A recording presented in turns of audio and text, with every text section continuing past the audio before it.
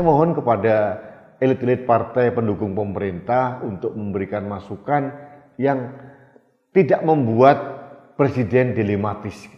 Saya bukan berarti membela menteri-menteri dari Partai Nasdem.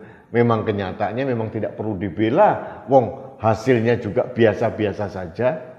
Kalau saya jadi Presiden Jokowi, setahun pertama Menkominfo, Mentan, Menteri Pertanian, saya reshuffle karena tidak perform.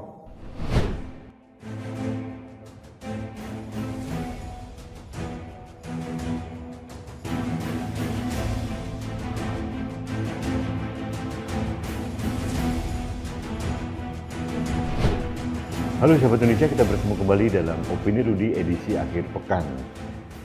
Sahabat Indonesia, beberapa waktu yang lalu salah satu ketua DPP PDI Perjuangan, Jarod Saiful Hidayat, meminta kepada Presiden Jokowi untuk melakukan reshuffle kepada menteri-menteri dari Partai Nasdem. Perlu saya informasikan, saat ini ada 3 menteri dari Partai Nasdem di Kabinet Indonesia Maju Presiden Jokowi. Yang pertama Syahril Yassin Limpo, Menteri Pertanian. Yang kedua Johnny G. Plate, Menteri Kominfo. Dan yang ketiga Ibu Siti Nurbaya, Menteri Kehutanan dan Lingkungan Hidup. Nah, ini dicoba diganggu-ganggu karena dianggap Nasdem tidak lagi menjadi koalisi pemerintah. Mungkin ini terkait dengan pencalonan Anies Baswedan. Nah, wacana atau dorongan dari PDIP dan beberapa tokoh dari partai koalisi kepada Presiden Jokowi ini kemudian direspon cukup keras oleh elit Partai Nasdem. Dalam hal ini, Mas Effendi Koiri sebagai salah satu ketua Partai Nasdem mengatakan bahwa Nasdem tidak akan tinggal diam kalau kader-kadernya yang ada di kabinet di reshuffle. Pasti ada reaksi, tunggu saja tanggal mainnya. Kurang lebih demikian. Sebetulnya kalau saya mempunyai pendapat ini ya, saya tidak terlalu pusing dengan Partai Nasdem ada di kabinet atau apa. Pertanyaannya sekarang, efektif atau tidak, kurang 650 hari. Pemerintahan Presiden Jokowi melakukan reshuffle kabinet. Seorang menteri baru itu pasti membutuhkan penyesuaian-penyesuaian. Dia akan membawa gerbong staf ahli baru, belum lagi permasalahan-permasalahan yang harus dipelajari lebih dahulu, minimal 3 bulan atau mungkin lebih dari itu untuk penyesuaian-penyesuaian. Dan ini menurut saya buang-buang waktu dalam kondisi pemerintahan Pak Jokowi yang tinggal beberapa tahun ini. Saya melihat bahwa sangat tidak efektif. Nanti malah kementerian-kementerian terkait justru akan dikorbankan. Karena ada menteri baru, biasanya ada policy baru, ada juga staf khusus baru. Itu yang pertama. Yang kedua, itu pasti akan menimbulkan musuh baru bagi Presiden Jokowi. Baik di medan pertempuran politik praktis di media sosial maupun media mainstream maupun di parlemen. Saya jujur saja, sudahlah, toh Nasdem juga masih berkoalisi dengan Pak Jokowi sampai akhir pemerintahan Presiden Jokowi. Apa manfaatnya untuk bangsa ini ya, kalau menteri-menteri Partai Nasdem di reshuffle? Lepas bahwa menteri-menterinya tidak perform, saya setuju. Tapi itu kan kita harus mengkritisi juga, mengapa menteri-menteri yang tidak qualified dijadikan menteri?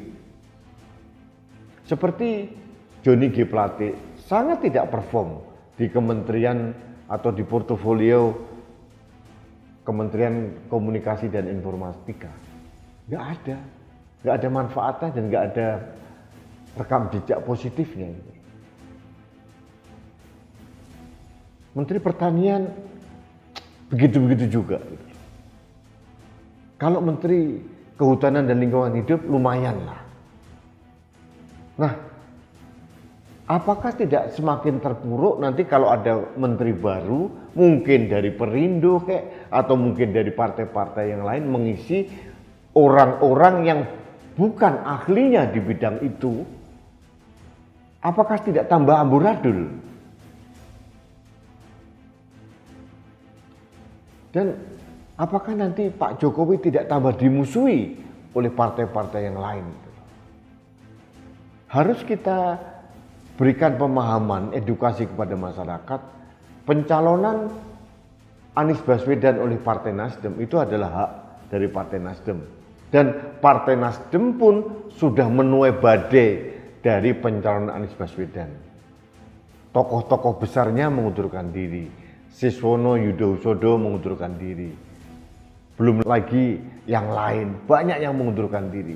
Kader-kader di daerah pun juga mengundurkan diri. Elektabilitas Partai Nasdem dari berbagai survei juga mulai jeblok. Itu kan konsekuensi logis dari pilihan Partai Nasdem. Tapi di sisi lain bahwa sebuah partai mencalonkan siapa itu haknya partai yang bersangkutan. Saya belum melihat statement dari Surya Paloh sebagai pimpinan Partai Nasdem untuk keluar dari koalisi pemerintahan Presiden Jokowi kan. Jadi menurut saya tidak bersetuju dengan adanya reshuffle. Bukan berarti saya membela Nasdem, tidak. Saya tidak mau ini dikotomi Partai Nasdem, PDIP atau apa. Saya hanya menjaga efektivitas pemerintahan Presiden Jokowi. Kurang dari 2 tahun, bahkan hanya 650 hari Presiden Jokowi ini. Kalau diganti lagi, meskipun itu hak prerogatif Presiden, pertanyaan saya sederhana, efektif atau tidak? Membawa kebaikan buat kementerian yang bersangkutan atau tidak? Malah menambah musuh di parlemen atau tidak? Malah menambah gangguan-gangguan dari luar atau tidak? Jadi saya mohon kepada elit-elit partai pendukung pemerintah untuk memberikan masukan yang tidak membuat Presiden dilematis. Jadi jangan juga menjadi pragmatis kemudian mengorbankan kepentingan rakyat. Saya bukan berarti membela menteri-menteri dari Partai Nasdem. Memang kenyataannya memang tidak perlu dibela. Wong hasilnya juga biasa-biasa saja. Kalau saya jadi Presiden Jokowi, setahun pertama Menkominfo, Mentan, Menteri Pertanian, saya reshuffle karena tidak perform.